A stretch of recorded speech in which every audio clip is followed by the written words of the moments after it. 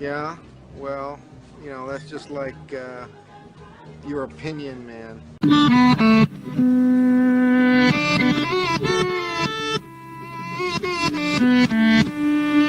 Yeah, yeah, oh yeah, what condition my condition was in. Alon, have you ever left a game too early and missed an epic comeback? I haven't. You know what, Derek? I have not because, and I think I've seen, especially in baseball, I've seen a few epic comebacks, but I don't leave games early generally. And the few that I have, no comeback has ensued. So I was not like some of those Knicks fans who probably left.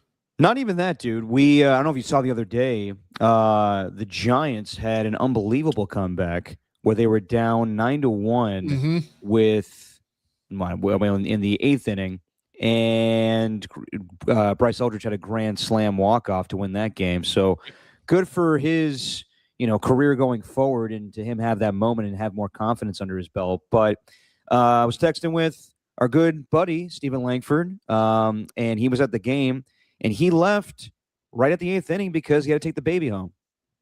And I totally get that. Totally understand leaving early because you got a young child and it's hot out. And let's be honest, the Giants have been not very good this season, 13 games below 500 now.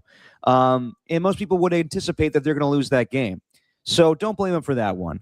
But it does suck when you're driving home and you hear John Miller, adios, Palooza! An unbelievable comeback, the greatest comeback in San Francisco Giants history. And then I text him, too, while the Knicks are having their epic comeback against the San Antonio Spurs. And I'm like, holy shit, dude. And then he texts me the next morning being like, I fell asleep. That's dad life right there. That's what dad that life, is. man. He's exhausted, dude. He's burning he's going to Giants games, rocking the baby to sleep. Then he's falling asleep. It's just, that's dad life. Yeah, it is. You're going to miss out on some epic comebacks. I have only missed one that I could think of. So I remember going to Levi's for 49ers Chargers 2014. This is where I want to say Colin Kaepernick had a 95-yard touchdown run. I only know that because Terrell Pryor, I know a lot about, I memorize football plays. I memorize everything with football. But I remember Terrell Pryor, remember this, Alon? He had like a 90-yard touchdown run versus the Steelers. Yep. And I want to say Colin Kaepernick topped that with a 95-yard run against the Chargers. I think they were leading that game 35-14, and my little brother and my dad were all like, collectively saying we could probably leave this game. So we left, and on the way home we heard Phillip Rivers mount a comeback, and I think they end up winning like 35-38 in overtime. So that's the only time where I've missed a comeback like that. But then again, it's the Chargers, it's the Niners. It's not something that I'm like longing to see. It was fun to be there, but I don't feel like I missed out on watching that epic comeback. I got to correct you, Derek. Terrell Pryor actually does have the longest touchdown run for a QB ever. It was a 93-yarder. So maybe Kaepernick had like a 90-yard rush, whatever it is. He did. Okay. Terrell Pryor still has that title. Just your opinion, man. Alon to say, Derek Papa, we're coming to you on a Thursday night, and we know we got some sports going on right now. The start of the World Cup this afternoon, where we saw Mexico and South Africa, and Mexico prevailed 2-0. We also got Game 5 of the Stanley Cup final going on right now with the Hurricanes leading the Golden Knights 3-1, and we've seen some epic comebacks in that series. Where last game on Saturday, it was where I think the Knights were up 4-0, and then the Carolina Panthers tied it up at 4, and then they went to overtime, and the Golden Knights win that, so they're up. Or no, it's 2-2 right now, right, Alon? Yeah, well, it's 2-2 right now, but the way it's looking, it's probably going to be 3-2 Carolina. Well, you never know. But, yes. So, sorry, there was a game on Tuesday night that I totally forgot. So, that was Game 3. The Game 4 was on Tuesday, and now we got Game 5 going on right now. We'll keep you abreast, as I like to say, going on with these sporting events. And we got some people in the chat right now. Ernie1 and Rocka New Era. What's going on, guys? Do we have a back rooms review, Alon? We did that last Sunday. You missed out on that, Ernie. You did miss out on it, Ernie. I'll give you the 90-second, even shorter than that version. I think it's a fun movie. I didn't think it was like amazing. I was glad it was made though. I'm glad that the guy who actually made like the videos that went on YouTube, he got to direct it. I think that's awesome rather than them just buying the rights off of him and then, just making like kind of a Hollywood horror movie. So that was cool. I didn't think it was very scary, but I thought it was fun and I would watch another one. That's my review. I give it 3.5 stars out of 5. There you go. Not bad. 3.5 opinions out of 5 opinions. Well, we got a lot of good movies coming up these next few weeks. I not including Scary Movie. I've heard just terrible reviews on the latest edition of the Wayans brothers taking that over. So I don't know if I'll catch that one in theaters, but I'll probably see Disclosure Day with Steven Spielberg. We got Toy Story 5 coming out. I'm kind of intrigued on that one. The Odyssey, the next few weeks here, Jackass. I think it's the 5th installment. But I'll catch those and give you reviews when I can as we do more pop culture catch-up on the Sunday shows. But let's talk about the NBA Finals. And we're talking comebacks, and last night was the greatest comeback in NBA Finals history. So, I mean, dude, you were texting me. The Spurs were just kicking their ass. They were up 76. What was the halftime score? Whatever it was, they were up by 27, and the Spurs scored 76 points in the first half, which was, I believe, a finals record. The one that I can't confirm was they hit 14 threes in the first half. No one's ever done that in the first half of a NBA Finals game, and really, it was the officiating. So we talked about it last time. You like the officiating in Game 2. And let's just set this up real quick. Sorry, I forgot that we didn't do Game 3 last time. Game 3 saw the Spurs come back down at halftime. The Knicks were way too Jalen Brunson centric. The ball to others enough, like Karl Anthony Towns and OG Anunoby, all those guys having pretty good nights. As far as shooting efficiency, but it was Wemby's best performance with 32 points. So the Spurs won that game 115-111. So 2-1 Knicks. And a lot of Knicks fans were like, oh no, is this going to be where we talked a lot of shit and we've been doing a lot of questionable shit? After that game, you saw Knicks fans beat up Spurs fans. I did not like that whatsoever. We'll talk about that a little later. But that's where doubt started to creep into people's minds, where it's like, all right, the Knicks haven't won it quite some time, and maybe we won't. Maybe we'll blow this thing. And then there was last night. So, as I said, 76 points in the first half, 14 threes. And we talked about the officiating, Alon. You liked it. Some people were very critical of the way that Tony Brothers and the crew were calling some of the Knicks, or lack thereof, fouls and giving more to the Spurs. And right away, you see Karl Anthony Towns get 2 fouls. And it was where there was initially foul called on Wemby that was overturned. They give it to Karl Anthony Towns for a hook play. He sits down, and I thought Mike Brown sat him way too long. He's one of your best players, doing a great job defensively on Victor Wembanyama, but they sat him for what I thought was the majority of the first half, and then threw everything out of whack for the Knicks. And you were texting me saying Mike Brown's getting out-coached. Then in the second half, you saw. Let me know if my internet's going down on me. I noticed a little bit here, but I'm on Google Chrome, Is a little bit. Let me know if I got a little delay here, Alon. But a little bit, okay. Maybe I need to cut down on my resolution here. But as far as the second half, we knew that the Spurs' 3-point shooting wasn't going to be sustainable, but just getting any type of offense, like it felt like they were just so stagnant and they were settling for these, wide open 3-point shots, but they weren't making them. And I thought that where Mike Brown wasn't coaching well in the first half, same thing with Mitch Johnson. Like, come up with something different offensively, move the ball a little bit more, get Dylan Harper more involved. Was playing very well in the first half. And then you saw the Knicks go on a 16-4 run in the third quarter. Then they're down by 15 when we go into the fourth quarter. And that's where the magic happened. You could kind of sense that things were building here. And the Knicks, down by 27 at halftime, down by 29 in the first half, but finally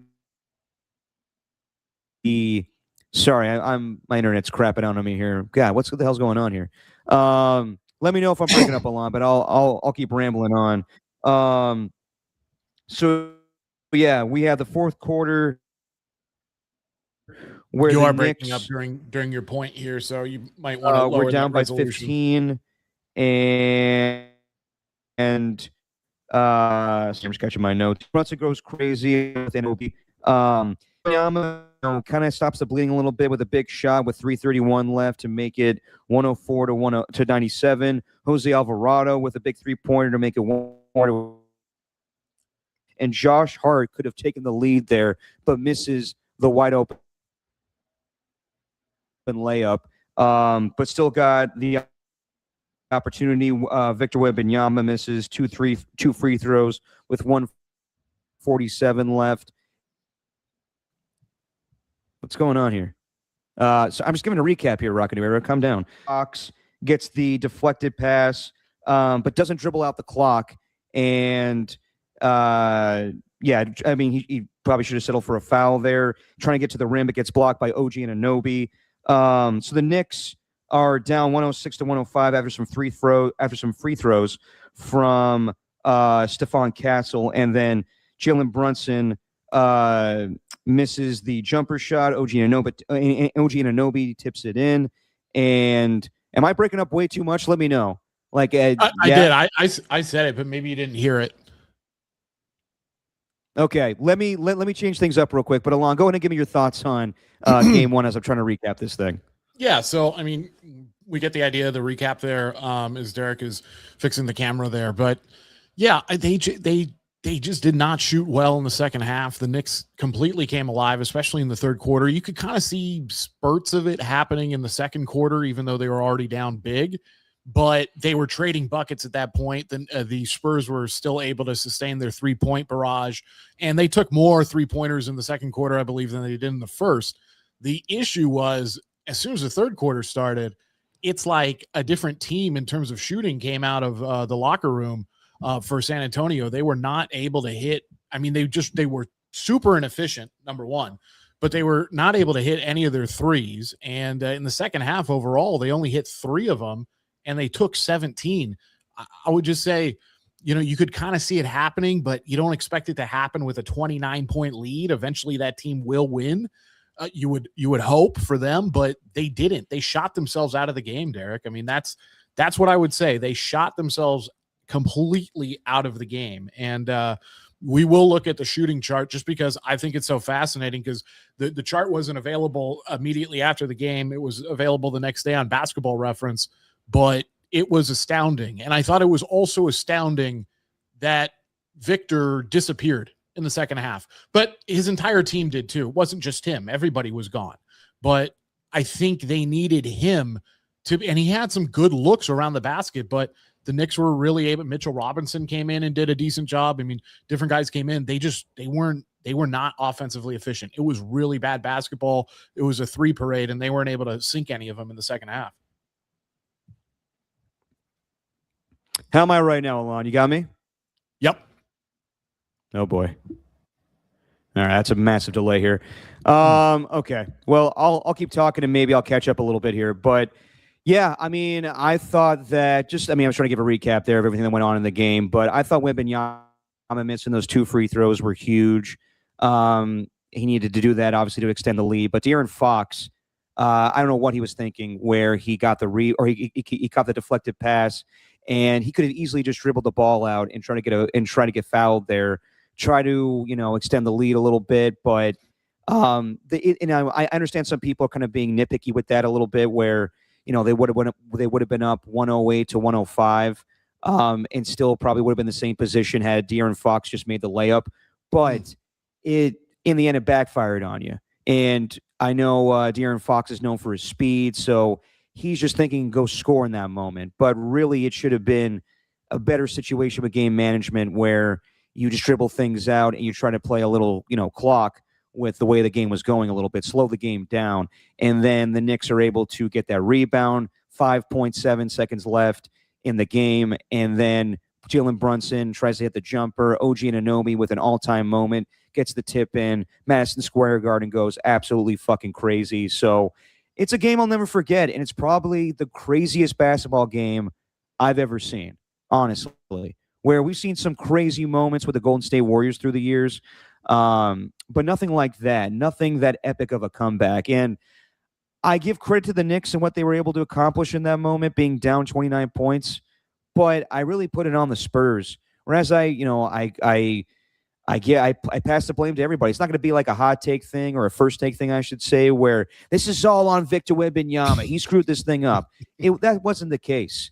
Yes, it was Wembanyama's fault, but also it was, De'Aaron Fox in that moment, Mitch Johnson as well. So this was the first time where I saw the Spurs and experience really show.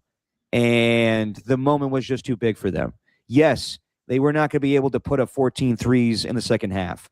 And yes, they were settling for good looks, but you got to capitalize on that. Bottom line is, I know they weren't hitting shots, and I know some guy today that called in during our show on Dirty Work was like, it's the type of game they play, and the percentages were the same as, usually for the Spurs. But honestly, it was where, yes, you blew the game 100%. Like no if, ands, but. Sorry, I'm rattled because I got my internet connection all fucked up here, so I apologize. But no, there's no trying to, I don't know, like come up with a different way to explain this thing. The bottom line is the Spurs just fucked this up. The Spurs, they should have won this game, and they had an epic collapse. So give a ton of credit to what the Knicks accomplished in the fourth quarter, and even prior to that, the third quarter with the run they went on. But the incredible shot from Karl Anthony Towns in the left corner of the court where he falls into the crowd. Anunoby on both ends, the block on De'Aaron Fox and the tip in. I don't know if he's going to be Finals MVP. They probably give that to Jalen Brunson. But yeah, man, that was just an epic comeback by the Knicks and a colossal collapse by the Spurs. So, this will be remembered for quite some time, and Knicks fans will celebrate it as they should. But yeah, it was probably the craziest NBA playoff game I've ever seen. Yeah, no, it was insane. I can't remember a game that was that crazy, and as a neutral too, just watching it was perfect. So it was pretty unbelievable. The fact that they were just able to keep mounting comeback after comeback, really starting in the second quarter when they started trading buckets, and then in the third quarter when the Spurs started going cold, and then continuing in the fourth. I totally get it. It's a team effort. It's not on De'Aaron Fox solely. It's not on Wemby solely, but I'm not expecting Wemby to play, like a legend like he did in game 3 and have one of those performances, but he had to he's so young, right? But he had to figure out a way to overcome in that moment, especially with the lead that they were surrendering. And he didn't figure it out, and no one else did either. And that probably is because of how inexperienced they are. But credit to the Knicks. OG Anunoby, 5 for 5 on threes. I'll say this, the final play, not the final play, but the final Knicks possession, the inbounds play, that was a real choice not to guard the inbounder. And as soon as I saw that happening, I went, oh man, the first thing I thought of was actually a game from the Warriors, like back in 2006 or 2007. They were playing, I think, New Orleans Hornets or something like that. Mike Dunleavy Jr. is inbounding the ball, and I forget who he inbounds it to, and then they pass it right back to him, and he shoots a 3 for the game winner or to go to overtime. I can't remember exactly, but they weren't guarding the inbounder, and they gave OG Anunoby a free run. I get it. You want to clog the court up, have more guys out there, not give up an open look, but it should be a decision that is scrutinized. I think they should have put you can't really pull Wemby away from the rim. You need him to protect, but I really think that they should have tried to put a big out there in front of the inbounder. I thought that was a major mistake, but it was a legendary comeback, Derek, for sure. And I thought Mike Breen called it amazingly, and he was almost in shock calling it. It sounded like he was and it was, you could tell that, or at least I thought he was battling his inner self to, really give it all for the Knicks, but also witnessing greatness there and calling the game even. He was a total professional. It was a great call, but I do want to share the shot chart here, Derek, because I think it's interesting. So here is the San Antonio Spurs third quarter shots. all those X's, those are all misses, right? You can look at all those threes there. We go to the fourth quarter. I mean, it's pretty much the same. It's less volume, but I mean, they just did not shoot the ball well at all. Whereas the Knicks, they went off. They went off in the third quarter, and in the fourth quarter, they were able to drain their threes and get to the rim and get to the foul line. So I thought the shot chart was very telling. I think that third quarter, the Spurs shot themselves out of the game. They could have done anything. They could have traded twos for threes, and they still would have won that game.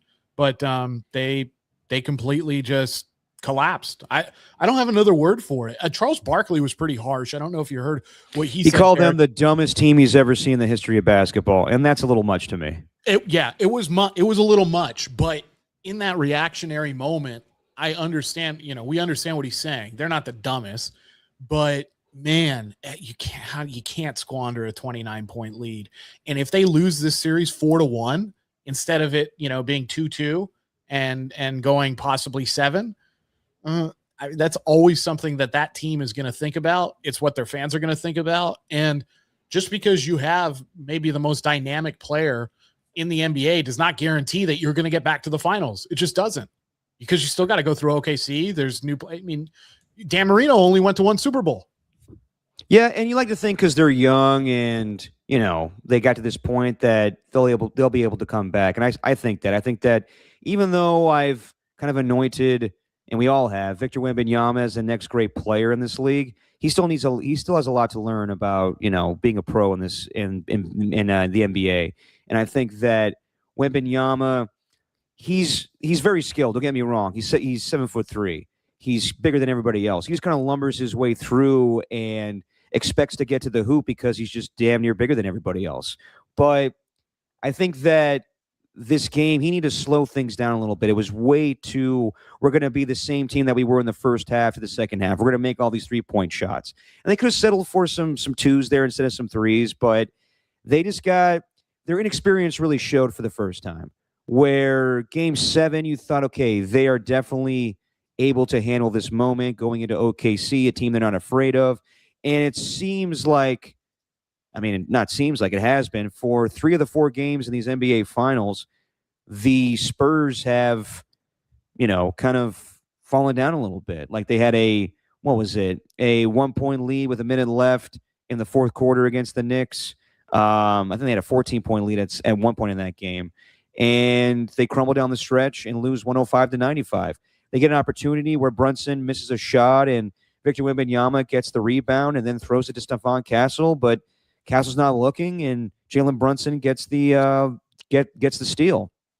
Last night, it's where they have this opportunity. They have this, this big-time lead, and then they squander in the second half. So it's something they need to build upon. It's something they need to get better about in the future, and most likely they're going to lose this series. Something we haven't talked about either is Wembanyama and his flagrants in the postseason. He's at 4 right now, or maybe it's 3. But when you get to 4, you get suspended. So, that's something that nobody's talking about today. They're more focused on the Knicks leading 3-1 in this series. But, yeah, this is where we saw, really true team chemistry with the New York Knicks. The way that they move the ball. And it wasn't like that in game 3. Like I said, I thought it was just way too Jalen Brunson-centric, where he's just, kind of trying to be the hero there and not give the ball to OG Anunoby or Karl Anthony Towns. Mikal Bridges hardly got any shots. But, yeah, it felt like the Spurs were just so disconnected and playing kind of safe, playing like prevent defense, really, and the Knicks were just making shots. So, give a ton of credit to the Knicks, as you should. That place was electric. But the Spurs, in my opinion, they weren't the dumbest team of all time. I understand the De'Aaron Fox play is going to be dissected for a long time, but it's not dumber than what I saw in 2018 with J.R. Smith, where he forgot that the game was tied. He was up by, he thought they were up by 1 point. He's going to just going to dribble the ball out, and then they can win the game. Instead, he dribbles it out, and they go to overtime. And LeBron James throwing his hands up like, "What the fuck are you doing?" That wasn't last night for the Spurs. They just didn't execute. Their youth, really showed last night. Their inexperience. So, yeah, if this series ends in San Antonio on Saturday, then That sucks because I wanted to see a longer series. Wouldn't be the least bit surprised because that's the way we've seen things this postseason with the Knicks, where they definitely just step on people's throats when they smell blood in the water. So that could be the case come Saturday. I think the Spurs have enough to win that game at home and give something their fans can root for one last time. But ultimately, they'll go back to Madison Square Garden, and Knicks fans will just go fucking crazy and have a huge party for the first time since 1973 with them winning a championship. I don't know how the Spurs recover. It's such a gut punch. I mean, any momentum, positive feelings, you can try to turn the page as best you can, but there's no way it's not going to be eaten at you. You did bring up Victor's flagrants, and Rockin in the chat also talked about it. Something I've observed this season, but especially during this playoff run and now in the finals, is Victor's a fake nice guy. I'm not saying he's not nice off the court. He's not a kind gentleman or anything like that, but on the court, he's dirty. I mean, he is. He's throwing elbows. He's throwing shots up high. Yeah. He's doing all the little things like that.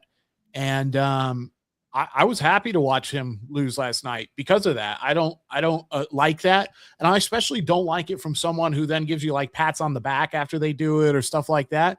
Look, if you're going to play that way, be Draymond Green and be the bad guy, be the tough guy, and let everybody know that that's your game. He's got to watch out because if he gets a reputation for it, it's going to be a big, big problem. It's a great poll there as well, Rockin'. He's Eddie Haskell from Leave It to Beaver. Yeah, seems like it's a hell of a reference there, Rockin' New Era. It's a little out, not contemporary times, but but yeah, I mean, so I don't like watching that, and I think he's also getting mugged too, so it's fine. It's going both ways, but he does need to watch it because let's just say the Spurs win right in game 5. Yeah, but he picks up a flagrant and then is suspended for game 6. I mean, he could cost his team going to a game 7 and extending the series. So he needs to watch out for that. The other thing I would say about this series as well is San Antonio. They have Victor, who I think can score in multiple ways. He has shown a hesitancy, to shoot from the high elbow sometimes or the free throw line. And I think those shots are there for him just to make. There's not really anybody who can get up high enough to really either block his shot or affect it. I think far too often he either settles for lobs at the rim. That's on his team too. They're trying to force feed him there, but also, from the outside. And I do think the pacing is not in his favor sometimes, Derek. Like you said, he is lumbering a little bit. Yeah. But I think that's a major issue. And the Knicks do have that edge. The Knicks have more players who can work in the mid-range when things break down, when you're not able to get an open lob or a cut to the rim or an open three-pointer. They have Brunson. They have Anunoby who can slash and then pull up and pop. They have Karl Anthony Towns, who has a great post game, especially for today's NBA. The Spurs just don't, outside of De'Aaron Fox, they don't really have anybody else who can score when things kind of break down and you're not getting those crisp open looks or cuts to the basket.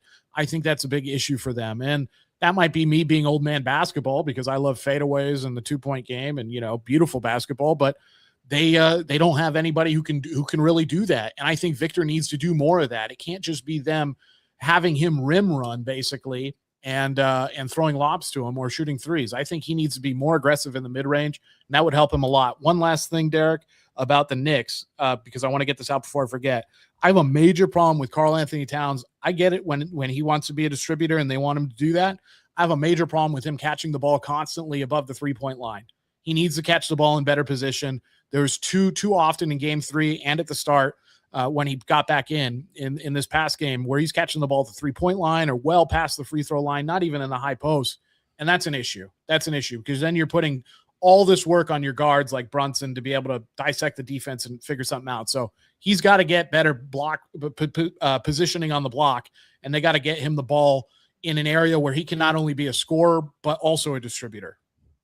No, I agree with you. I think that it's no doubt that Karl Anthony Towns was the best player on the court the first 2 games with his defense and offense, but not the same at game 3, and obviously taken out of the game for the majority of the first half with 2 foul calls really quickly into the game. So, yeah, I'm with you, Alon. I don't think he's been aggressive enough, and I think it's been way too much Jalen Brunson. He was great last night, and so was OG Anunoby, but I do want to see more Karl Anthony Towns going into the post against Victor Wembanyama, and it's going to be hard for the Spurs to come back in this series. I think that I hate saying things are over, but it kind of feels that way right now, how demoralizing that loss was last night for them, where it's similar to, I guess, like the other gut punch of a loss for the Spurs in the NBA Finals would be in 2013, where they were leading the series against the Miami Heat. I think it was 3-2. It had to be.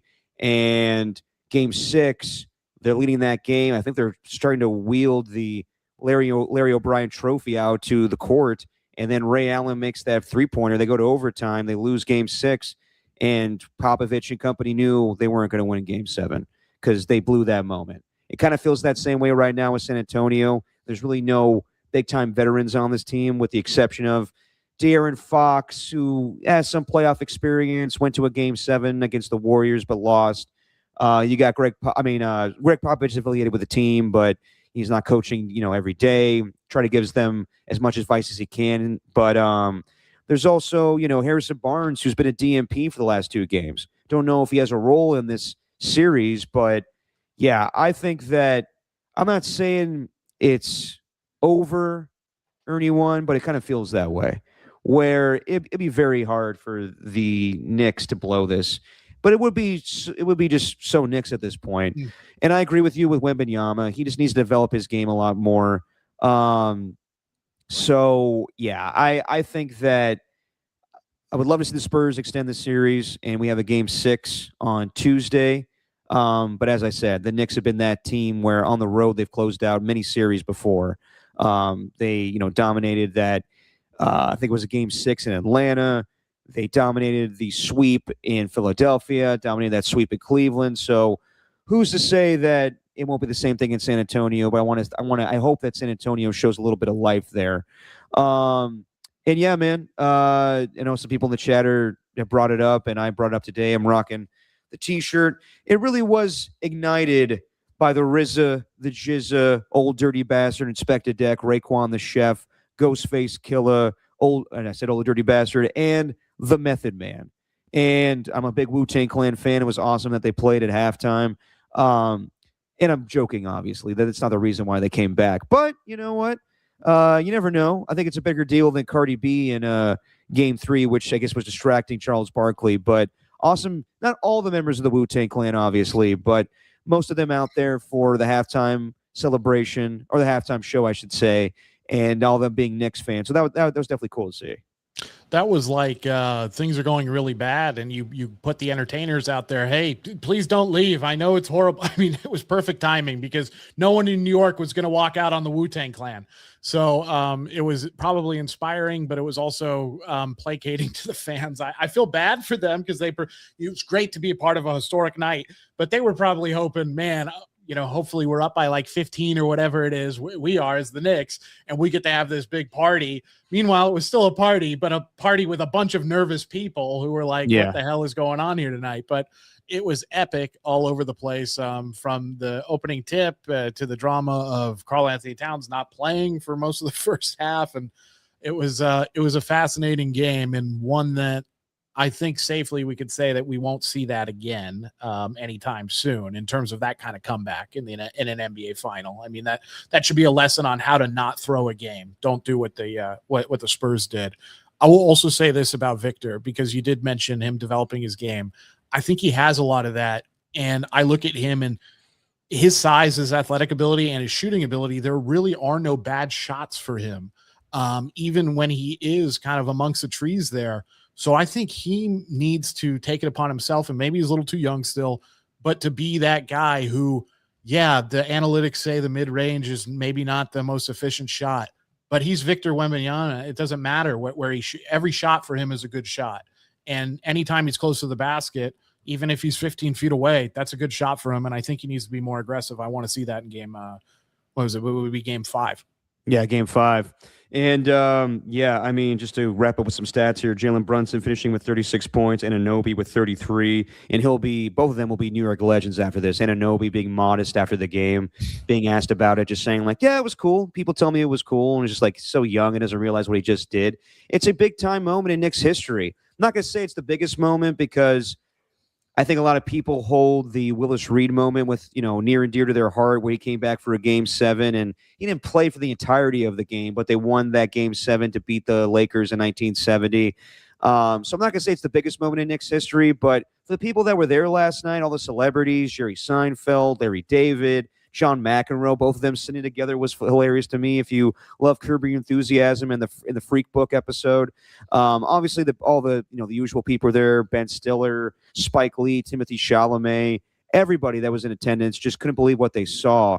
So I'm happy for, I guess, the celebrity fans, which some people are like, oh, screw them, who cares? And some people were like, Taylor Swift, why is she there when she was just rooting for the Cleveland Cavaliers just 2 weeks ago with her fiance, Travis Kelce? I get that. Like, I saw Hank Azaria, voice of Mo Sizlak and many characters on The Simpsons, go on the Dan Le Batard show today, being like, yeah, I was there, but I wish I got better seats, and I don't know why Taylor Swift is getting, those floor seats.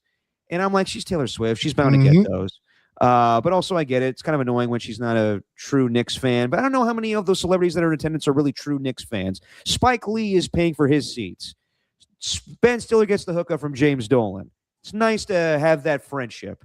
But, yeah, I mean, just the way it looked and everybody just, like, in shock of what happened, the jubilation, that's fun. Especially when you're in Madison Square Garden. It was a home game and things were electric. I will say, just seeing all the things, outside of the arena when they lost on Monday night, Game 3, and Knicks fans looking for Spurs fans, guys wearing Spurs jerseys and going to jump them. Like, I don't like seeing that shit. That's fucking terrible. So I'm happy for the Knicks fans that have been waiting a long time for a championship since 1973 and have been celebrating the right way. But if you're going to be an asshole, go around the city and beat up on people. Like those fun videos we play. There's a one point where last night everyone's going crazy and cursing, and that's fine. It's fun. Go ahead and have your alcoholic beverages after a game and go wild in the city. But if you're going to do it where you're screaming, if you find a Spurs fan, beat their ass, I'm not down with that. So Come on. Win with class, as Jed York used to say back in the day.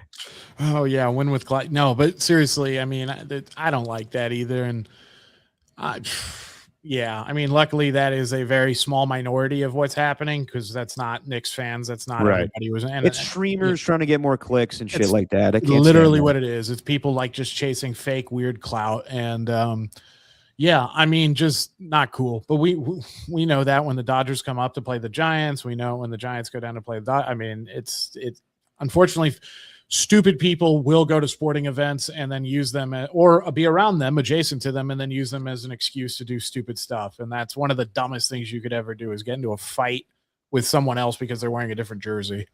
No, 100%. Just one last stat here that I thought was interesting. So the Spurs scored 76 points in the first half. The Spurs are the first team to score 76 or more in the first half and only score 30 points or less in the second half in any game, regular season or playoffs. So they scored 30 exactly. Just wasn't enough. And I mean, they'll get a ton of shit until they play on Saturday, and rightfully so. But they're a young team. I'm sure they'll rebound from this. We'll talk about this more when ultimately I assume the Knicks will win the championship. We said Knicks in 6. I want to see that. But I think that this will be a learning moment, a growing moment for the Spurs and what happened here and the opportunity that they let fall through their fingertips here. And that's it on the NBA Finals. I just want to give you guys an update as we got live sports going on. I think it's final with the Stanley Cup as the Hurricanes won Game 5. 3-2, I believe, is the final on that one, or 4-2, actually. So, Carolina leads 3-2, and Game 6 will take place on Sunday. This was more, I guess this one was, the least interesting of all the games so far. Although I did miss Tuesday night. What was that score? 5-3. Okay. I have with an empty netter, though. Empty netter, yeah. So that game was actually closer. You know better than me, Alon, but the game was electric on Saturday night when the Hurricanes came back down 4-0. The last two games, I'm not sure how they've gone, but the Hurricanes one win away from winning a Stanley Cup. A Stanley Cup. Yeah. Yeah, the goaltending change has been huge. Putting Bussy in instead of Frederick in there, that's been big for the Hurricanes. Also, their possession game has been really good. Las Vegas hasn't been able to match intensity defensively every time they need to, and when they play their best, it's usually when they're hitting. and they just have not been on it. I'm sure John Tortorella is going to he's probably already torn them a new one in the dressing room post game now. And they'll be coming back to Las Vegas Sunday for game Sunday. That is to tie this up and then go have game 7 in Carolina. So I think the Knights still have a decent chance, but there's no if, ands, or buts about it. The Carolina is a better team, but the Knights do have experience, and we'll see what happens. And we also got the World Cup going on right now. I believe, who is it? I think it's who's playing South right Korea now? and the Czech Republic. There you go. So we'll get you that update once that game goes final. We'll talk more about the World Cup as we end things. But I want to talk about a story that we've been discussing a little bit, Alon. Brendan Sorsby. And is he going to play college football this season? Most people thought that he would go to the NFL supplemental draft. It'd be the first supplemental draft selection since 2019. Just to give you some backstory here, Brendan Sorsby, he checked himself into rehab for gambling addiction after placing 3,200 bets totaling at $30,000. So just all the details of everything from going from Indiana to Cincinnati to Texas Tech. He placed 2,900 bets totaling $30,000 while attending Indiana, which included 40 bets on Indiana to win. At Cincinnati, he placed 165 bets on college and pro football, but not involving Cincinnati. At Texas Tech, he does not recall an exact number of bets. So Sorsby, after all this, he went to rehab and, said that he's got gambling addiction. The NCAA came out and said that he is ineligible for this upcoming season. And as I said, most people thought that he was going to go to the supplemental draft. It usually happened when the Raiders, got Terrell Pryor. It's because you have something going on in college football that prevents you from playing that season. So most people thought it was a foregone conclusion that he's not going to play college football again. Then this past week, on Monday, a judge in Lubbock County, Texas, granted an injunction for Sorsby to play this season.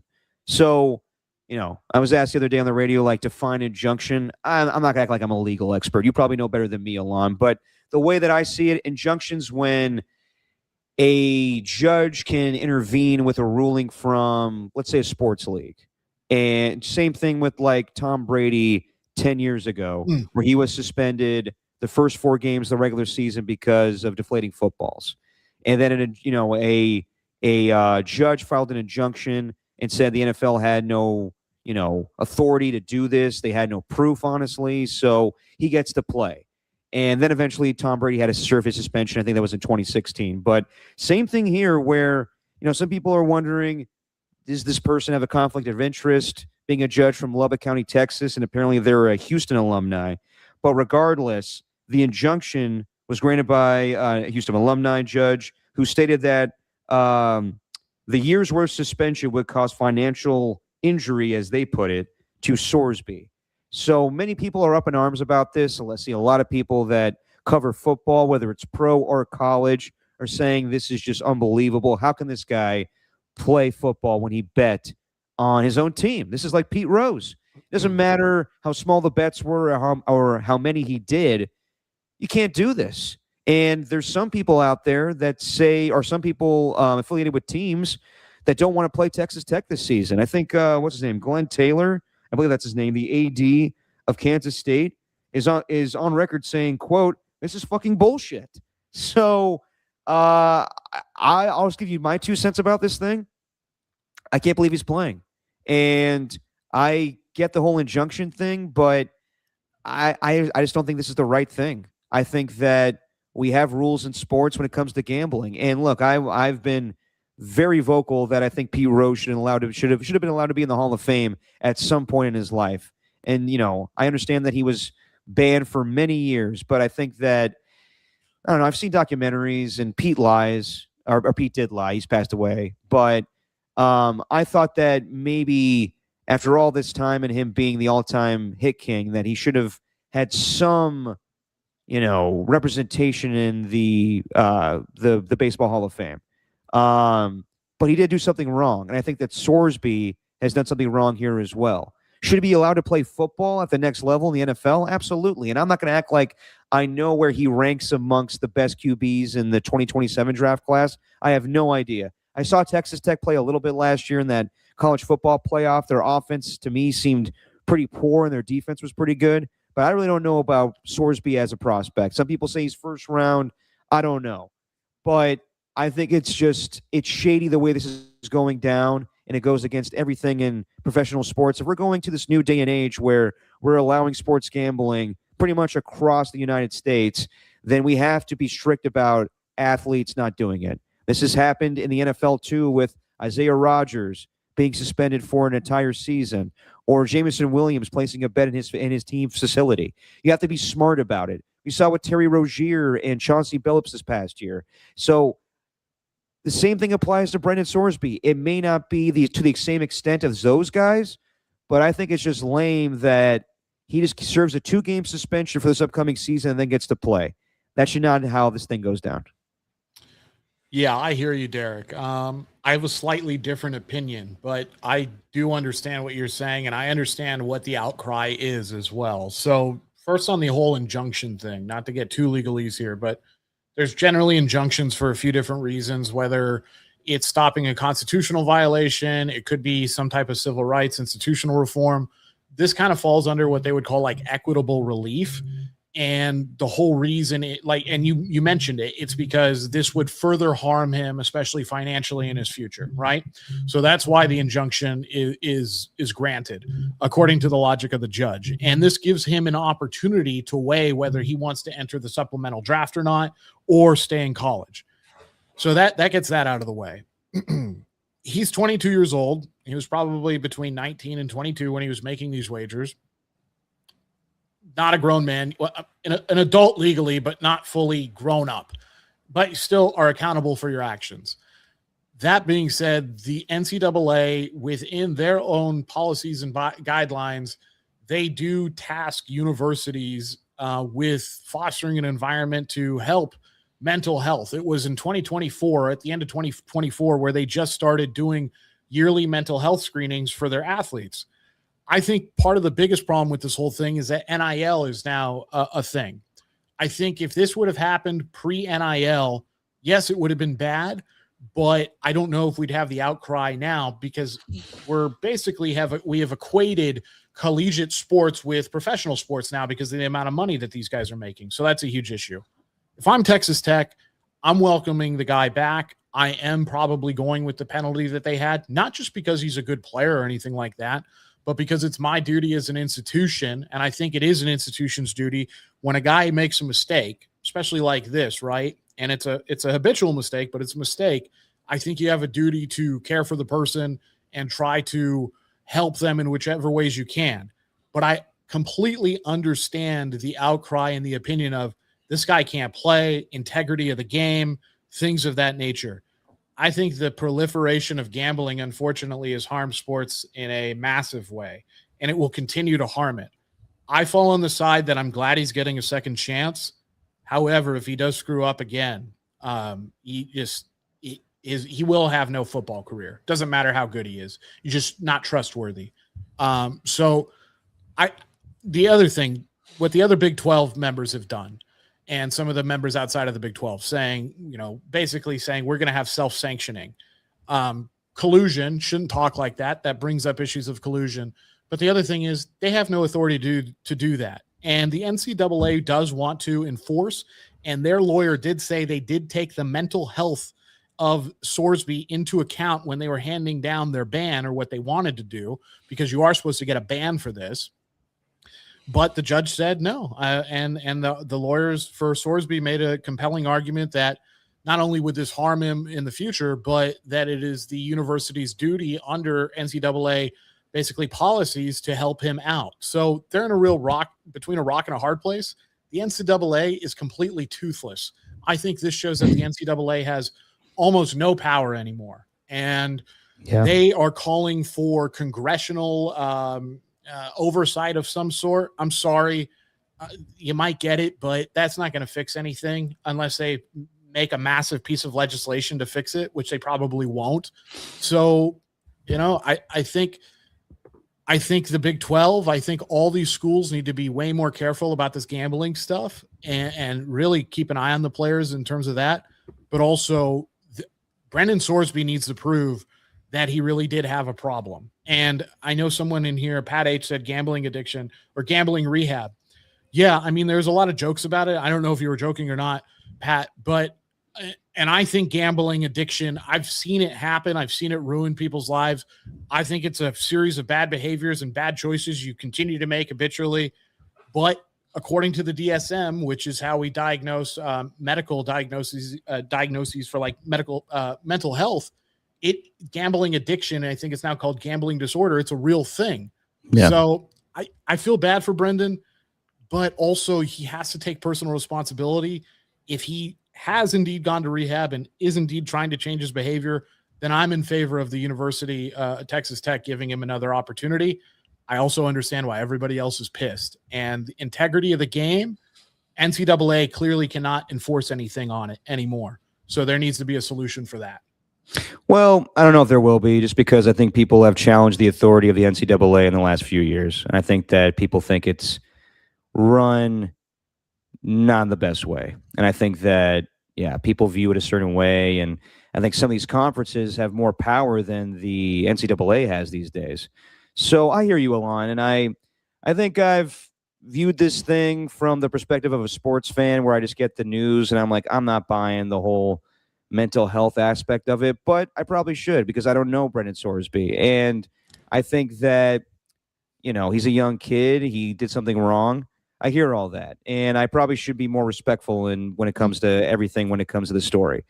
But and I know it might be finagling to make it, kind of get him out of trouble here. Really, like I think it might be where Texas Tech is putting him in the best spot where he comes away clean. And I don't blame Texas Tech. Like they didn't cause this. It's Brendan Sorsby's issue, so it's not on them to be like, well, we have to take the moral high ground here and we're not going to play this guy.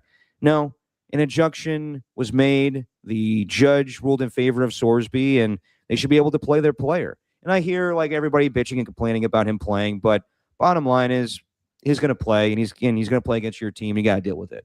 So I understand their frustrations, but it is what it is. He's going to play. So the problem I have is this starts a slippery slope in sports where we'll just let this go, where other guys, like we thought that Pete Rose and others, I'm trying to think of other, like, Shohei Ohtani. Like we thought all these guys were just terrible people for gambling. And we don't really know with Shohei Ohtani. It was all rumors, but evidence is there, and some people believe that he was actually placing those bets and let his translator take the fall. I think it's kind of a little bit of both, but whatever. I don't want to talk about that subject right now. With Brendan Sorsby, it's not the most egregious thing you could ever do. It's not the worst thing in the world that he placed a lot of bets on college football games. Now, the fact that he placed bets on his own team, that's very Pete Rose-esque. And I don't love that. You have to know as an athlete, you cannot do that. You cannot do that. Like, even ask my guy Tom Tolbert. He's all about gambling, loves gambling. But when it comes to this type of shit, he is very adamant. I cannot tolerate it whatsoever, because players cannot do this. They cannot be involved in this. Even though he may directly not be, messing up or I guess like determining the outcome of a game, but it looks that way. The fact that you're on that football team on Indiana, when this is way before Kurt Signetti, but when you're on a football team and you're placing bets for them to win, it looks bad either way. I don't care that you place bets for them to win. It looks bad. So he's a young kid. He made a mistake. I wonder how much this will affect him in the draft process, even if he has a great season this year. And a lot of people are saying he's going to be a first-round pick. Well, some GMs and coaches look at him and be like, we don't love your judgment here. And again, that's something that happened when he was 19. He's 22 years old now. I know a lot of people are blaming him for something he did years ago. But yeah, I just have a hard time with what precedent this will set with him being able to play when he did gamble. So I get it. He's a young kid. He fucked up. But I do think that he does need to be punished for this. And 2 games is just not enough. And the integrity of NCAA and sports in general are at stake here when he's able to play these games. Won't be the biggest deal in the world, whatever, but I don't love it. I just don't love where we're at right now with gambling in sports and how it impacts college players and professional players as well. I completely agree with you. And I do think that more than a 2-game suspension is warranted for him. And I wouldn't even be mad if Texas Tech said, you can come back, you can be on the team, but we're not going to play you, because I understand that too. But I also think they'd still be able to help him in a way. The real problem that you brought up, it's 100% on it's bang on. It's the fact that what happens in the future here? What does this look like? And the proliferation of gambling. I mean, I think everybody, if they want to gamble, they can place a wager, sure. But this is really bad for integrity of the game, for trusting if the game is legit.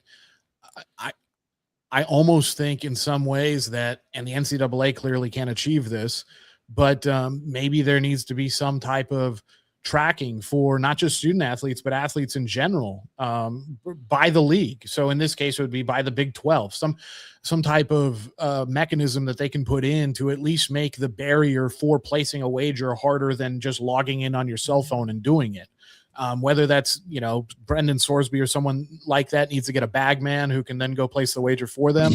That's still an extra step you have to go that makes it inconvenient. You're never going to stop it completely, but make it as inconvenient as possible. I think you can do that. You talk about Fall Guys, Alon? Yeah, I mean, I'm talking about translators. I'm talking about Japanese to English translators. Talking about eBay, yeah. Yeah. So, I mean, and this is not prize fighting, boxing, for instance. eBay. Sorry, my bad. eBay, yeah. With the UFC, for instance, MMA, UFC especially, you're not allowed to gamble if you're an athlete in that promotion. If you're a boxer, most definitely. If you're in a country that's has legalized gambling, you can go bet on yourself. You cannot bet on yourself to lose, but you can bet on yourself to win. And that is how it is restricted in that sport. But we don't want to see that. And I look, that's the problem. It's a lot easier for guys who get in the ring, especially at the highest levels, whether it's a Floyd Mayweather or even a Ryan Garcia or something like that, and they place a wager for themselves to win. Like Ryan Garcia bet $2 million on himself to win a fight a few years back. But that's not what we're dealing with kids in essentially in the NCAA. And it's not what we're dealing with in the pro ranks either, because there's so many different variables you have to account for. You got people on the bench of an NBA team saying, oh, this guy's going to play less than 5 minutes. And then he's like, oh, my hammy, got tight and I'm not playing. So I think there needs to be some type of oversight. I think leagues in general, as well as the conferences in college football and college sports collectively, should start doing something to get in front of this before legislation has to come into play, because that makes everything more muddy. So if you're a pro sports league, whether they have these things in place or not, they need to make it clearly visible, not only that they disapprove of that behavior because it's against the rules, but also that it's going to be incredibly difficult for you to perform that behavior. And I think the leagues need to get in front of that as fast as possible. I don't know what that looks like, but there's smarter people than me who can figure it out. Yeah, so we'll see where this goes. I don't think this will be the end of it, but I do believe that Brendan Sorsby will most likely play football this season, and then we'll see where we go from there as far as how the NFL looks at him. But it's a big talking point in across sports right now, where this guy clearly gambled on his own team, and now he's able to play for this upcoming season. So a lot of opinions on it, right or wrong. It is what it is. He's going to play football this year. Real quick, I want to get your thoughts on this, Alon, because this happened today, and you live in Las Vegas, and we all remember when this happened, when Henry Ruggs was sentenced to prison 5 years ago for drunk driving. 2021, he killed a 23-year-old and her dog in Las Vegas. Today, he was denied parole. He's eligible for parole again in August 24th of next year. So it doesn't totally end his story, his redemption story. And it's not even about football at this point. I don't even know if he'll play football again. But just your thoughts on that, Alon, where, I think me and Steven played a video, I want to say maybe a year ago, where we saw him doing public speaking with people, saying that he's learned a lot and learned how to grow from the terrible situation he put himself in. Just your thoughts on Henry Ruggs, the story not being over, but denied parole today. Yeah, now that is an example, and you know, it's a perfect segue because Brendan Sorsby did something that probably didn't hurt anybody else, maybe himself, maybe Right. if who knows, but Henry Ruggs did something incredibly tragic and wrong. He made a horrible choice to drive under the influence and way over the legal limit.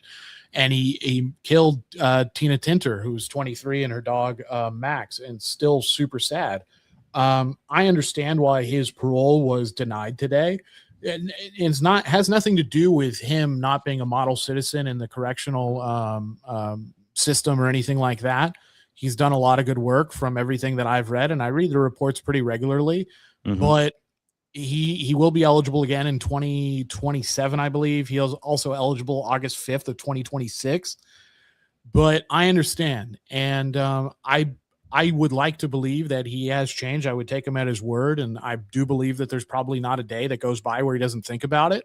I hope for him he never has another drink in his life, and that would probably really help. Not saying that he has a drinking problem, but I am saying that led to a horrible decision. So it's sad, but I understand. He will probably be paroled at the latest in 2027, August 24th, 2027. As far as him getting back in the league, I don't know. I mean, it all depends if he's still got his speed, right? And there were teams. Look, Stallworth got back in the league. Now Dante Stallworth, that was before Roger Goodell swung the big hammer, though, and installed a new conduct policy, basically based on that kind of behavior. So, because I think that new policy, or what it's been amended to, came out in 2014. So I understand why he is not out yet. I think he will get out. It's sad. He never had any problems at Alabama. From everything I heard, he was a model citizen there. And he just, I mean, he made I won't call it a mistake. It's a bad choice. It's a bad choice that killed someone. Yeah. And, it's horrible. So I don't know. If he plays football again, it definitely won't be for the Raiders. And he's just, I know he wants to get back out there, and Josh Jacobs was kind of pounding the table for him as well, kind of putting that out there that he's been training and wants to play and stuff, but he's got to get out of prison first, and he might not even mentally be the same guy. That's the thing. Yeah, I mean, I believe in second chances, but I don't even care about the football aspect of his life. I think that he needs to realize, and I think he has, I don't know for sure, but the video that me and Steven played, I think a year ago, shows that he's extremely remorseful for what he did. So, again, like we see the news today that he's denied parole, and, that's just part of the process of him coming back and getting back into society. But I just wish the best for him. Obviously, it's a terrible thing, and, he's got to live with that the rest of his life, taking a life from somebody and a dog. I mean, that's awful. So, yeah. We'll see what happens with Henry Ruggs. But yeah, just a sad story. Ernie, one in the chat here says, Ayuk watch. We're not, he had another video. I don't want to play it. We talked about it last podcast. He called out he called out the 49ers and called them stupid. Mad stupid. I'm not playing his batshit crazy videos all the time on this podcast. When there's something new, when there's news of significance about what's going on with him, instead of us speculating when the Niners are going to release him, then we'll talk about it. I guess the interesting thing is Matt Barrows brought this up, where I guess he can't go to training camp. I guess he can't go to Levi's because he's on the left team list, and they want him away from the team. So that's the part where I think me and Matt Mayoko and others have said, just show up to Levi's, and then you'll get cut. He can't do that. So I'm sure that's the frustrating part about this for him, but he will eventually. When that is, I don't know, maybe September. And then I'm assuming that Adam Peters and Jaden Daniels will, embrace him with open arms with the Commanders. But also I would, as I said this on the radio the other day, if I'm Adam Peters, I'm calling him up and saying, stop posting this shit. If we're going to sign you, enough. Like, John Lynch is a friend of mine. Stop calling him stupid. Like, you're making us look stupid for signing you. So stop this shit right now. I was going to ask Derek, do you think there's a point where if he just keeps doing this, not that he's like doing anything, well, he did speed, but not that he's doing anything super, super crazy other than just acting like a dumbass in a general sense right now, a jackass, let's say. Yeah. if he keeps doing this, is there a chance where other teams just go, yeah, you know what? Sorry, he might do the same thing with us, regardless of his relationship, for instance, with Jalen Daniels or anybody else. Yeah, I mean, I think that's going on right now where I'm sure some teams maybe thought about him before, and there's not a bidding war. It's really only the Commanders. So I'm sure there's a lot of teams that saw his behavior during the summer of 2024 when he's trying to get a contract extension and it got turned off. I'm sure, like, they're, obviously the Patriots, the Browns, the Steelers were all interested, but in the end, Ayuk wanted to stay with the 49ers, and that drove the Niners crazy because the offer that they initially had on the table was the one he took. And even after that, it wasn't good enough for him. So I brought this up last time, and I don't like making this comparison because I know I said he's batshit crazy, and I am sensitive to the fact that maybe something's going on with him mentally. But if that's the case, he probably shouldn't play. He probably shouldn't be playing football. This kind of reminds me a little bit of when Antonio Brown signed with the Raiders in 2019, and his guaranteed money was voided because he didn't show up to training camp or practices. He just didn't practice, and then he went nuts and started to fight Mike Mayock, and called him a cracker. Yeah, exactly. I kind of feel it's the same, or like punted a football in his direction too. And still, after all that, John Gruden was like, "Hey, you know what? I need him for week 1, man." And it wasn't until that he posted a video of them having a private conversation on the phone. And he kind of like told the world, like, I want to be released by the Raiders. And they granted that the day before the season started in 2019. For Ayuk, stop posting these videos, man. Just live your life. Just train. Just be the best possible wide receiver you could be, and make sure teams are aware that you want to play football. Just posting a photo of you in a Commander's hat doesn't mean shit. So if you keep doing this, there's only one team interested. And the more you keep doing this, I'm sure they're going to be like, what are we doing here? I think next step, he should go buy a Commander's replica helmet and get a custom-made jersey that says Ayuk on it, and he should take a photo in that. That would be the next step, and he could show everybody, like, I'm ready. I'm Commander Nation or whatever they call themselves. I'm ready. I'm here. Yeah, so I think that's the next one.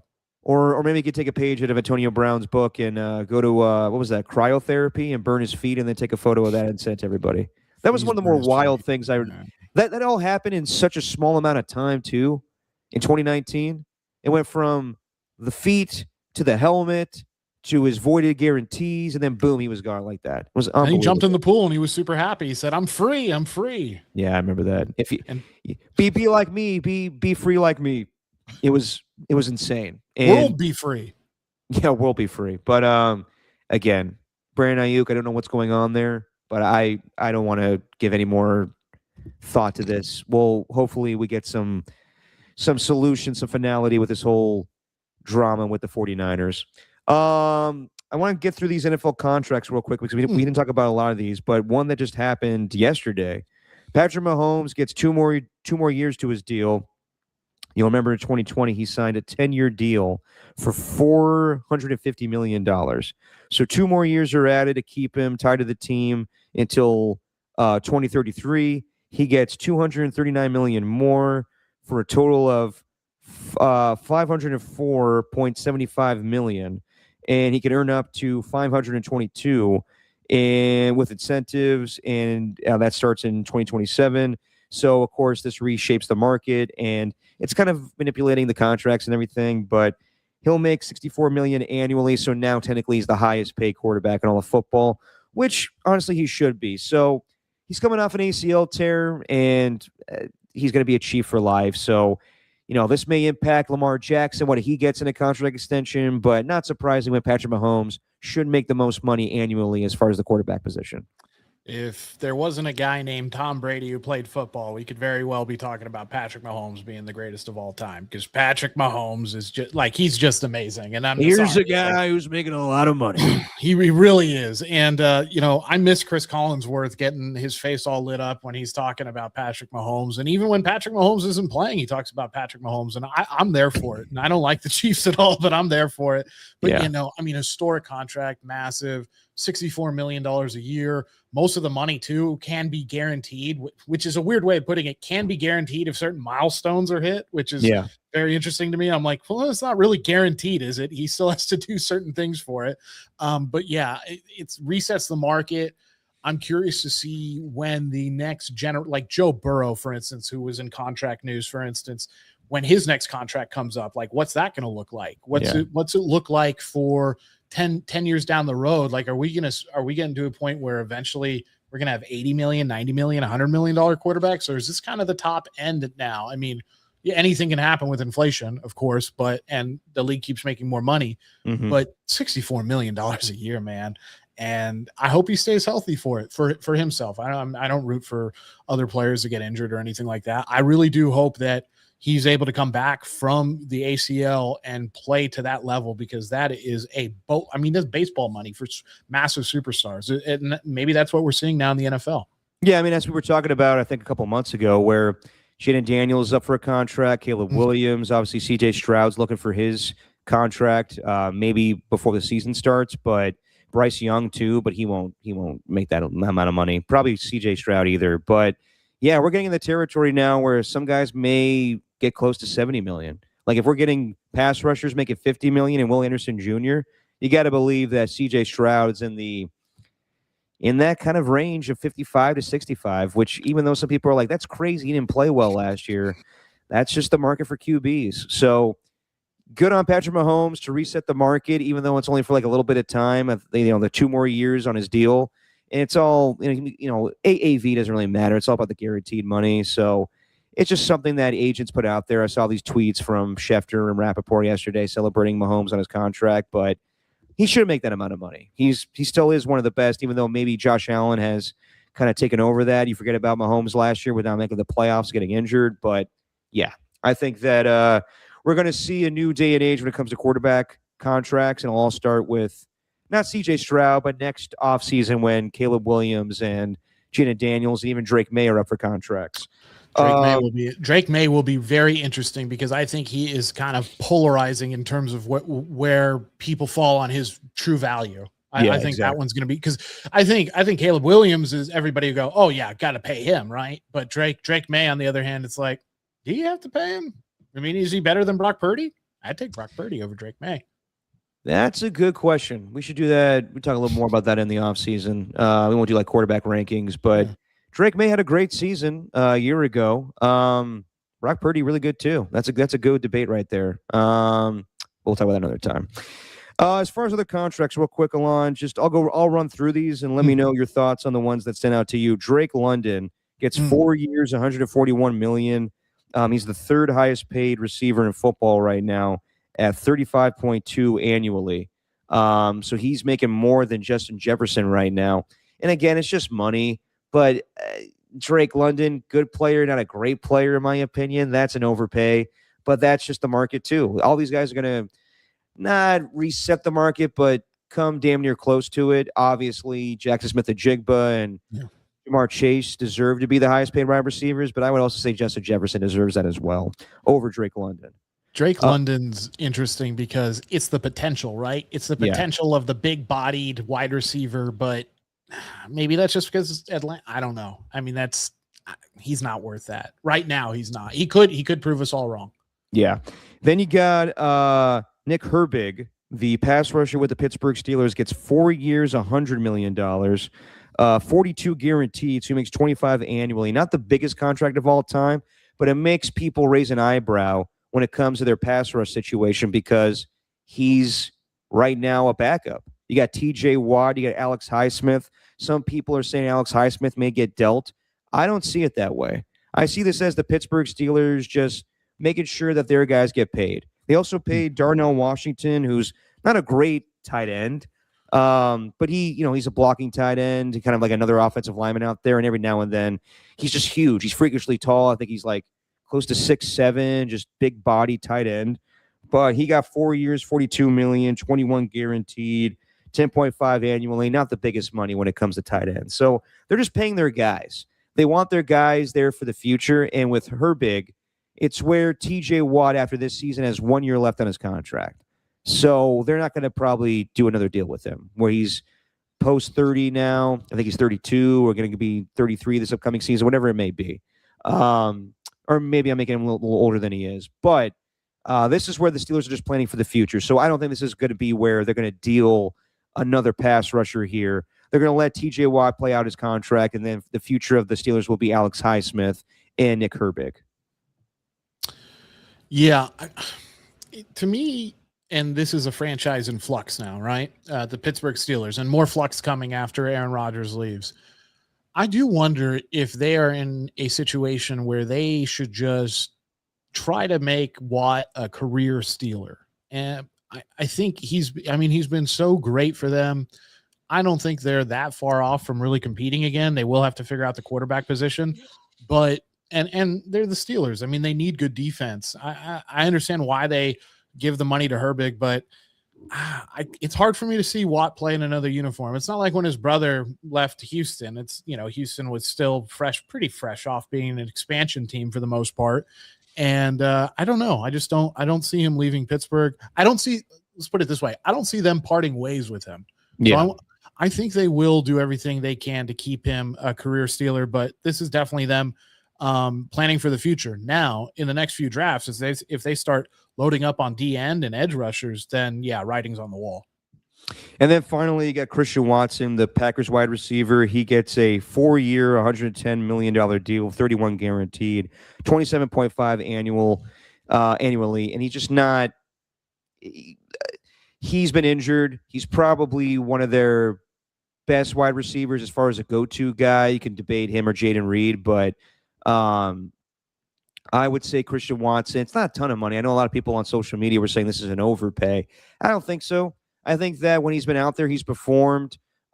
Big play guy for them, red zone guy. Yeah, I don't think it's an overpay. I think that, yes, he's been injury prone, but also he gives you something that a lot of those receivers can't do, like Jaden Reed and who's my guy? Who's the wide receiver from Texas? Golden? Golden Tate? No, not. You're talking about Gold. Sorry, you're talking about University of Texas. Yeah, Golden. What is his name? Hold on, let me get Matt Golden, or something like that. Matthew Golden. Yeah, Matthew Golden.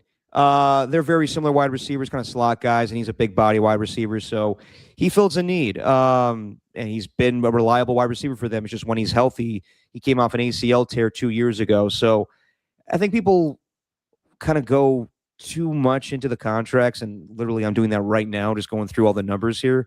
But I think that it's not that big of a deal. It's not that much, not like a huge amount of money. So we're seeing now where a lot of guys get traded after they sign contracts. So I think just because teams sign guys to deals doesn't stop them from maybe moving on from them as far as trades. Obviously, when you sign Tua or Kyler Murray to big time deals, then you got to release them, and no one wants to pick up the contract when you ultimately move on from them. But I don't put a lot of stock into Christian Watson making $27.5 million annually. Yeah, I mean, we'll probably look next year, the year after, like, okay, just a regular run-of-the-mill, everyday kind of contract. I don't think it'll be a crazy deal. And I think you mentioned earlier with Bryce Young and CJ Stroud, like those are going to be $55 million a year guys that people are going to go, yeah, it's a pretty good deal for a decent starting quarterback. So that's just the market we live in. I did want to mention real quick. So Ernie said it was like 15 years later. So the Texans became a team in 2002 and Watt left in 2021. For me, that was still pretty fresh. I'm sorry Ernie. But, I'm just saying they weren't an established franchise in terms of like they're still kind of looked as an expansion team. They are until there's a new team. They're still kind of the new kids on the block, even though it was almost 20 years.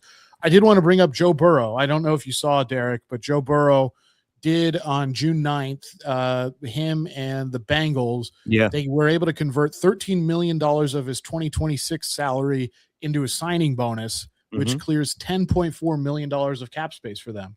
So that gives them a little extra flexibility here as we're getting towards the middle/end of the offseason soon. I thought I read that it's something to do with Dexter Lawrence, the amount of money he'll make this year. I don't anticipate them to make any more moves as far as like getting more defense. Joey Bosa is still out there. He's been linked to the Niners, but I also think he's been linked to the Bears and the Bengals. So we'll see about that. It could be where they're trying to free up some cap space to add more guys on the defense, and God knows they need it. But they made some big-time moves this offseason. Rock a New Era in the chat here says, I thought we were going to talk football talk. Or I thought we were going to have football talk. We are right now as the World Cup started today. And I got to say, dude, I know people in the chat know my love for my local watering hole right here in Oakland. the athletic club is back, and I just walked past it. It's full, a lot of football fans in there. I'm talking soccer. Everybody's excited about the World Cup. So good to see that's back up and running. As I said earlier today, Mexico beat South Africa 2-0, and right now we got South Korea beating up on Czech, not beating up on, but just leading by 2-1 right now. So, Alon, I'm not well versed in World Cup. I'm doing like a pool with my KBR employees. I picked 4 teams in a hat, and I ended up with, I believe, let me confirm, but I have Spain, who I know is a heavy favorite. I also have, let me get it real quick. Okay, I have Saudi Arabia, Australia, Canada, Japan, Ivory Coast, and Spain. It's actually 5 teams. So what do you think about my teams? And also just what do you think about, the World Cup in general? It's here in the United States, and we got, USA going up against Paraguay tomorrow at SoFi Stadium. We'll take on Australia the next week and then Turkey the next week. But what do you think about the World Cup in general? As far as your teams go, you said you had Canada and Spain was the other? Canada, Spain, Saudi Arabia, Ivory Coast, and did I say Australia? Australia. And Australia. So 1, 2, 3, 4, 5, 6 teams actually. Yeah, you could throw away the other ones and just have Spain, and that's a great team for you to win this thing. That's a wonderful poll. But I know with them and France are the heavy favorites right now. Yeah. As far as the World Cup goes in general, I love it. I broadcast soccer for UNLV, both men's and women's. So, I mean, I love the game, and I've been watching it my whole life and grew up playing, and my brother played as well. And just so much fun. But the World Cup's always different. And this is awesome that it's between Canada, USA, and Mexico. We had the opening game today with Mexico hosting at the Estadio Azteca. It was a great freaking atmosphere, and sucks for what was I going to say, the Republic of South Africa, Republika Sudafrika, but stinks for them because they have to go play basically at Mexico's house, and a place where Mexico is almost unbeatable for the most part. They lose 2-0. 3 red cards were shown. It was a good game though. Thought Raul played well, but in general, as a whole, as you've been asking, Derek, I think it's going to be a fun World Cup. USA versus Paraguay. I think USA has to get that win. That's going to be a very tough game. Turkey is not an easy out either. Australia, they should be able to beat without question. But I would like to see USA at least make it to the round of 16. I think that would be fun. But we will see. I mean, it's going to be tough. USA is a very, I guess I would say, unproven team, and soccer has gotten better in America. Players have gotten better, but we haven't seen really any sustained success or semi-deep run since Landon Donovan led a team to the round of 16. So we'll see what happens, but I think it's going to be a really fun World Cup. Are you going to go to any of the games at Levi?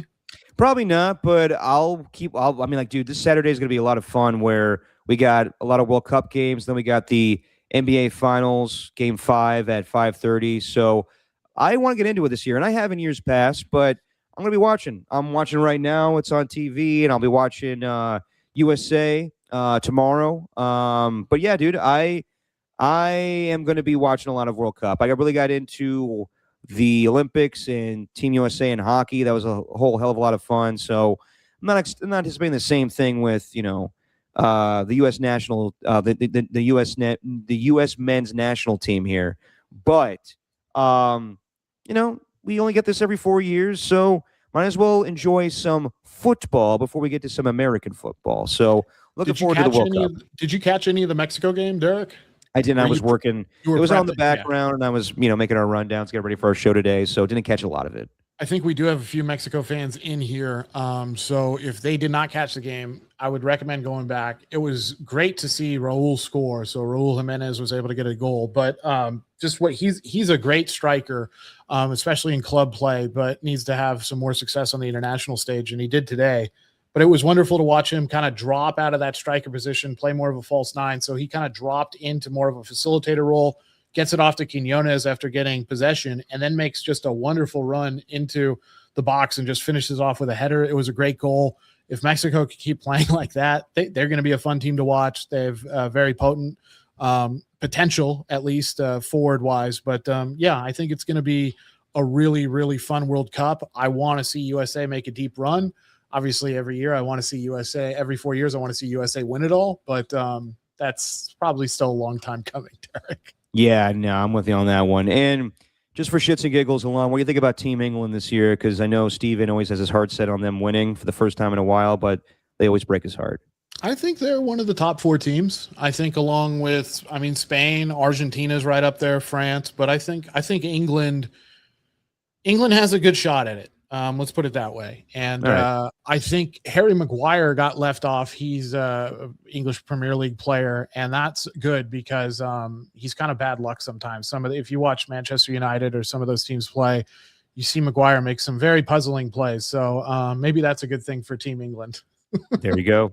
So we'll be watching. We'll be watching the World Cup. We'll be watching the NBA Finals. We'll be watching the Stanley Cup. And we'll be watching some baseball. A lot of good sports going on right now to fill the void of football, which I miss every day. But it's good to have other sports going on right now. And I apologize to everybody on the stream and listening on the podcast. I don't know what's going on with my internet. I don't know. I got the Google Chrome going, so it may be that it's ridiculously hot in the East Bay right now, and it fucked up the start, and it throws me off. So apologies for that. I'll just go with the lowest resolution on my camera going forward. But thank you guys for always watching and listening.